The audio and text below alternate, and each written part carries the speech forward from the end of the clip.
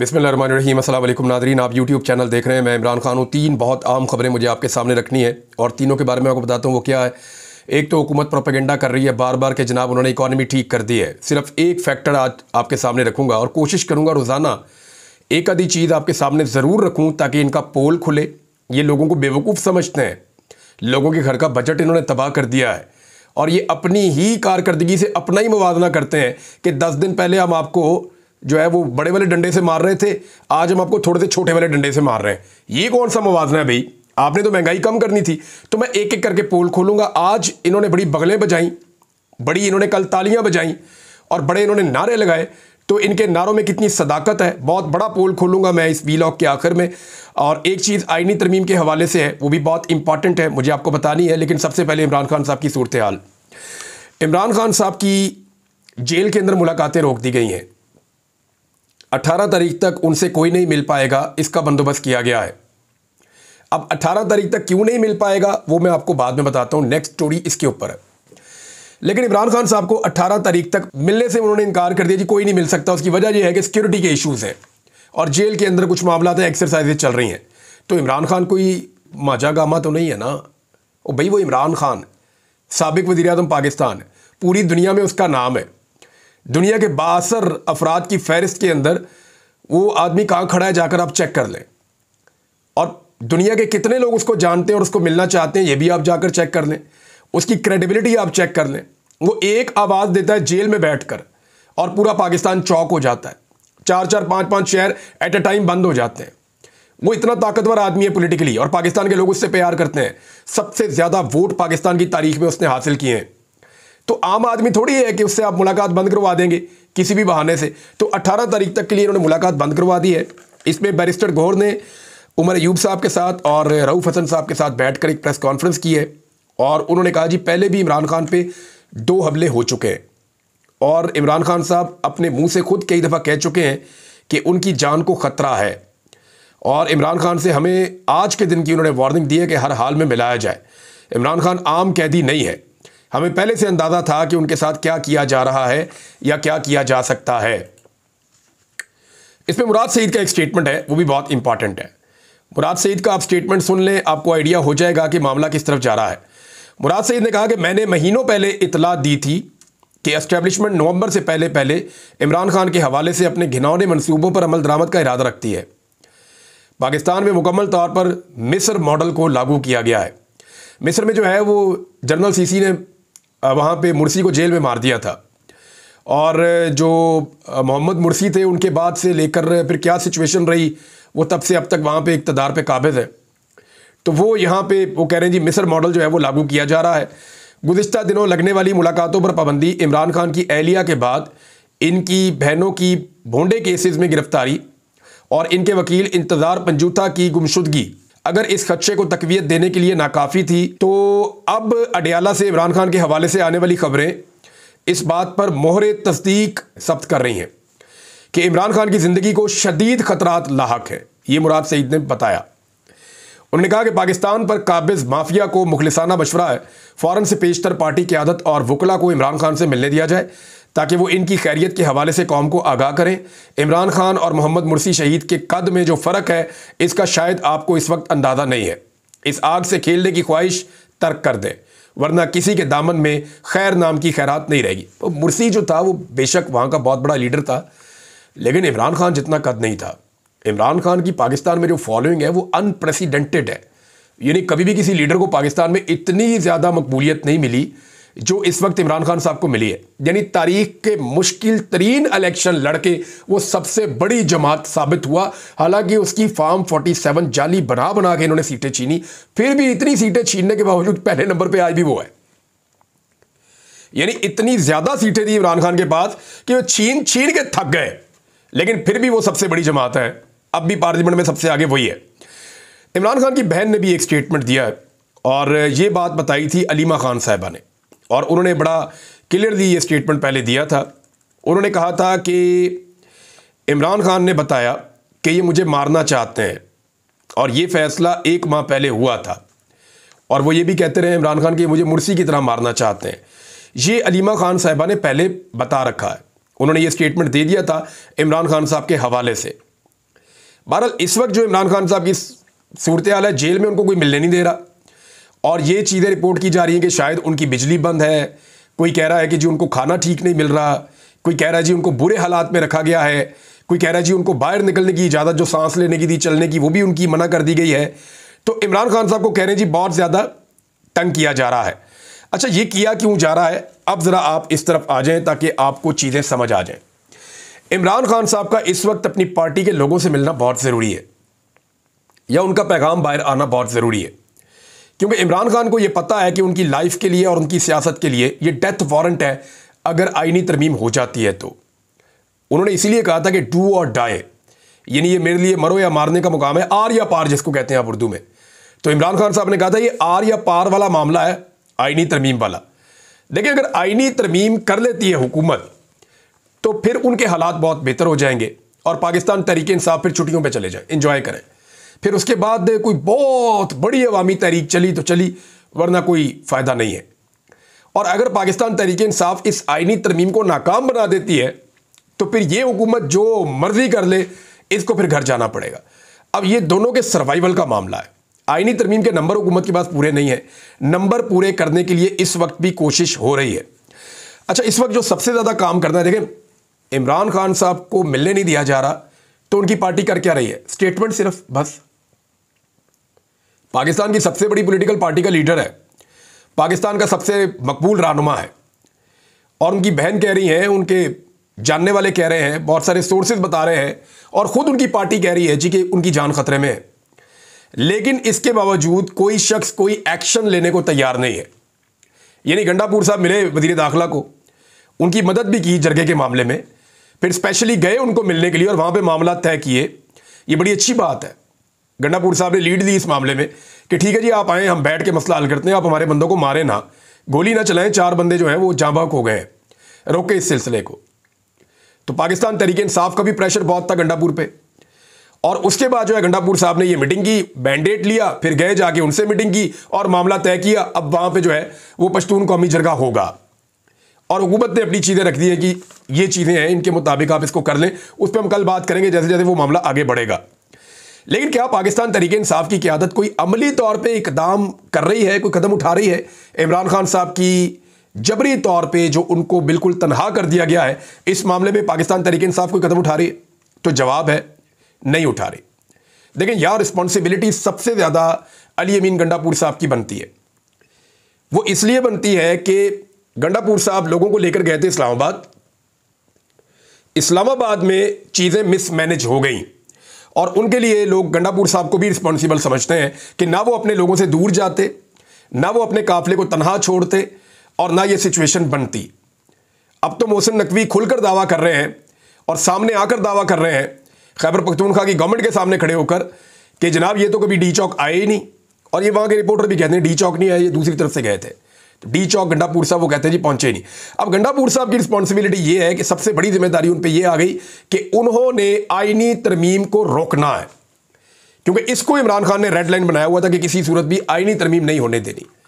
अब आईनी तरमीम रोकने के लिए गंडापुर साहब का रोल सबसे इंपॉर्टेंट होगा, और याद रखिए इस वक्त तक हुकूमत के पास नंबर पूरे नहीं है। मुझे ये पता है कि बहुत सारे जो हुकूमती अरकान हैं, MNAs, वो खैबर पख्तूनख्वा में चले गए हैं, और खैबर पख्तूनख्वा में पहुंचने के बाद उन्होंने वहाँ पे प्रोटेक्शन ले ली है, और वो अपने आप को वहाँ पे उन्होंने अपनी फैमिलीज़ के साथ रखा हुआ है कि पंजाब में हमारा जितना भी नुकसान हो, हम 25 तारीख के बाद ही पंजाब जाएंगे, जब नया चीफ जस्टिस आ जाएगा तो उससे हम इंसाफ मांगेंगे और पंजाब जाएंगे। कादी साहब से उनको उम्मीद नहीं है। अब बेशतर लोग तो खैबर पख्तूनख्वा पहुंच गए, तो रिस्पॉन्सिबिलिटी किसकी है? फिर खैबर पख्तूनख्वा की गवर्नमेंट की है कि उनको यहाँ पे प्रोटेक्शन दी जाए। चंद लोग जो पंजाब में मौजूद हैं, उनमें एक दो के बारे में मैं आपको बता देता हूँ। रात को उनके बारे में मेरे पास इत्तला आई कि उनके घरों को घेरा गया है, और नामालूम अफराद जो हैं वो उनके घरों के आसपास पहरा दे रहे हैं कि अगर ये लोग निकल कर कहीं जाने की कोशिश करते हैं तो इनको उठा लिया जाएगा, और अगर ये अपने घर पे ही रहते हैं तो फिर इनको उठाया जाएगा आखिरी टाइम पे, यानी जब बिल्कुल करीब आ जाएगी आईनी तरमीम, तब इनको उठा के मजबूर किया जाएगा कि आईनी तरमीम के हक में वोट डालो। अब अगर लोगों को पहुंचा भी दिया गया ना, तो एक तो रेट बहुत बढ़ गया है। रेट बढ़ते बढ़ते, यानी मैं एक वीलॉग करता हूं तो अगले वीलॉग में जो रिपोर्ट आती है वो उससे भी बढ़ के आती है। पता चल रहा है कि रेट जो है वो तारीखी नौयत का हो गया, और अब तो कुछ एमएनए ये क्लेम कर रहे हैं कि 80 करोड़ से 100 करोड़ तक दिया जा रहा है एक एमएनए को और एक सेनेटर को कि जनाब आप टूट जाए और आकर आप आईनी तरमीम के हक में वोट डाल दें। तो हुकूमत की जो इस पर नई हिकमत अमली है वो मैं आपके साथ बता देता हूँ। एक तो अवाम में कुछ बददिली भी है, बेचैनी भी है, और वो इसीलिए है कि जो कुछ भी इस्लामाबाद में डी चौक में हुआ और जो अली अमीन गंडापुर साहब के साथ 1 महीने में 2 मरतबा हुआ और उन्होंने 2 मरतबा पर्दा डाल दिया, जो कुछ भी उनके साथ हुआ, तो ऐसी सूरत में कारकुनों के अंदर एक बददिली और बेचैनी तो है। लेकिन आज बहुत बड़ा इम्तिहान भी है पाकिस्तान तहरीक-ए-इंसाफ का कि क्या पाकिस्तान तहरीक-ए-इंसाफ साहिवाल में और मुल्तान में बड़ा एहतजाज कर पाएगी। इन दोनों डिवीजन्स के अंदर जो पाकिस्तान तहरीक-ए-इंसाफ है उन्होंने अनाउंसमेंट की हुई है क्या एहतजाज करना है। अब ये दोनों डिवीजन में एक एक मुबैना लोटा मैं इसलिए कह रहा हूं कि उन्होंने अभी तक ये स्टेटमेंट नहीं दिया, लेकिन उनकी पार्टी ये कह रही है कि 2 बंदे हमसे निकल गए हुए ये वाले, 3 बंदे हैं टोटल, लेकिन 2 ये वाले हैं। इनमें एक ज़हूर कुरैशी साहब है जो शाह मोहम्मद कुरैशी साहब के रिश्तेदार भी हैं, और उनके बारे में पार्टी कह रही है जी हमारा राब्ता नहीं होता उनसे और वो काबू नहीं आ रहे। और दूसरे जो है वो उस्मान चौधरी साहब है जो पहली मरतबा एमएनए बने और साहिवाल से वो है। तो इन दोनों जगह पे एहतजाज हो रहा है, तो काफ़ी प्रेशर पब्लिक का आएगा और हो सकता है इन दोनों में से कोई पब्लिक के साथ खड़ा हो जाए और वो ये कहे कि नहीं जी मैं इमरान खान के साथ खड़ा हूँ और मुझे आइंदा भी इलेक्शन लड़ाएं, आइंदा भी इलेक्शन जिताएं।